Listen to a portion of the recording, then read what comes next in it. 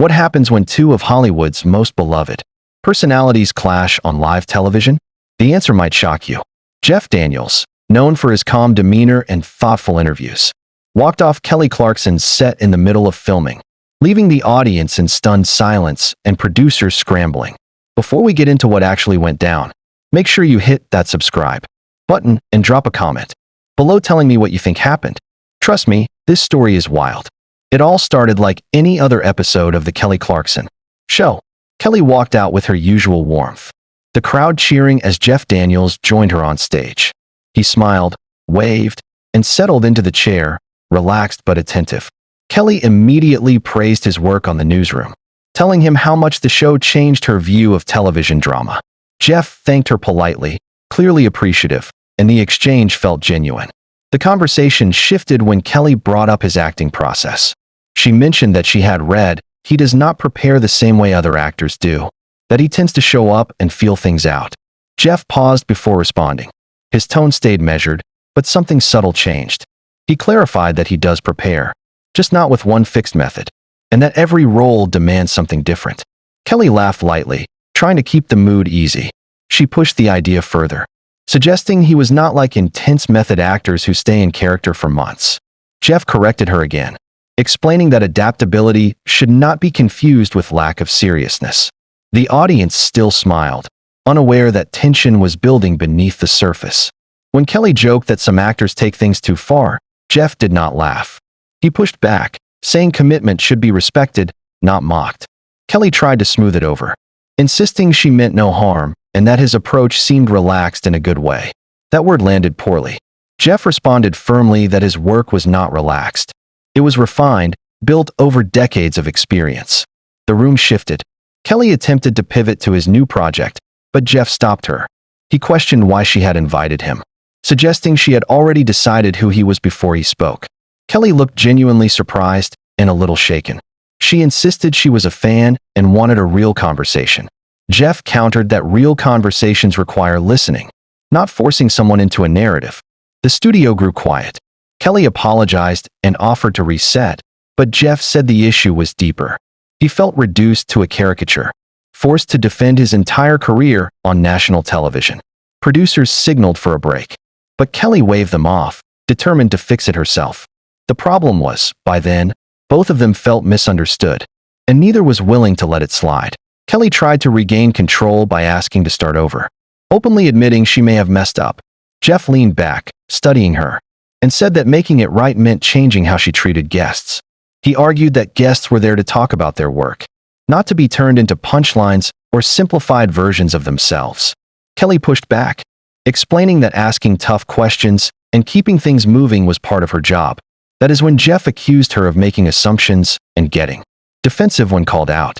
Kelly bristled, saying she was being unfairly judged and that she was simply doing what talk shows do. Jeff responded that maybe that was the problem, that honesty was being sacrificed for performance. The audience sat frozen, unsure how to react as the conversation grew sharper. Kelly accused Jeff of reading too much into casual remarks. Jeff replied that he felt she was more concerned with how the moment looked than with what he was saying. That comment visibly hurt her. For the first time, her usual composure cracked. She said she had a show to run and an audience to think about, not a therapy session to host. Jeff shot back that he had not asked for therapy, only respect. Kelly then suggested he had come in defensive, looking for reasons to be offended. The temperature in the room rose immediately.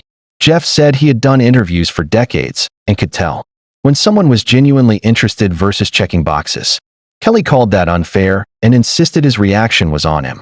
Jeff leaned forward, asking when she last truly listened to a guest instead of planning the next segment. Kelly snapped that he was being condescending and questioning her ability to do her job. He replied that she had forgotten why she started doing it in the first place, when she understood vulnerability as an artist. That hit hard. Kelly fired back that she grew up, learned how to keep things moving, and understood entertainment. She stood up suddenly, pointing at Jeff, telling him he did not get to lecture her about her audience. Jeff remained seated, calm but firm, saying he wanted a real conversation and that she kept deflecting. Kelly's voice cracked as she asked what he wanted from her. Jeff said he wanted her to stop defending herself and start listening. The silence that followed was heavy and uncomfortable. Phones came out in the audience. No one knew where to look. Eventually, Kelly said she was listening and asked what he was really trying to say. Jeff explained that he felt dismissed, that he expected a peer and instead felt reduced. Kelly nodded, but then said he came in looking for offense and found it. The brief chance at understanding slipped away as both dug deeper into their positions. Kelly suggested that Jeff was used to a certain level of deference and reacted badly when he did not get it. Jeff bristled at the word, saying he did not want deference, he wanted respect. Kelly argued that she was engaging and that nothing she did seemed good enough for him. Jeff raised his voice for the first time, saying he answered honestly and she did not like the answers. Kelly accused him of acting like a noble truth-teller and painting her as shallow. Jeff stood up, and the energy in the studio shifted instantly. Kelly stood too, facing him across the table. Jeff said he deserved to be heard without having his words twisted. Kelly insisted she repeated what he said and that he could not handle being challenged. The argument spiraled into semantics and intent. Kelly said he overreacted to a simple question. Jeff said she attacked his credibility. Kelly admitted she respected him deeply but refused to keep apologizing for something she did not believe she did wrong. Jeff stared at her, then said there was nothing left to talk about. He unclipped his microphone, the sound echoing in the silent studio. Kelly pleaded with him not to walk off, saying they could fix it. Jeff said it was already over, that they were incompatible in that moment. Kelly accused him of taking the high road and punishing her by leaving. Jeff asked what she thought was really happening. Kelly said he was uncomfortable, that something hit a nerve, and instead of admitting it, he made her the villain. She told him he could not handle being questioned. Jeff fired back, listing veteran interviewers who had questioned him before. Kelly bluntly said they let him control the narrative, and that her question challenged his self-image. They stood face to face as Jeff accused her of avoiding difficult conversations and hiding behind humor or attack. Kelly responded that he demanded respect without offering it back. Jeff said he was disappointed in what the conversation had become and in how polished she had become over time. Kelly looked genuinely wounded, saying he did not know what it took to do her job every day. Jeff admitted he might have created an ideal version of her, but stood by how diminished he felt. Kelly, now in tears, asked what she was supposed to do with that while running a live show. Jeff admitted there might be no good answer, that sometimes two people who care collide at the wrong angle. Kelly disagreed, saying the foundation was wrong because he would not let it be repaired. Kelly asked him to correct her, to tell her honestly how he works, without an agenda.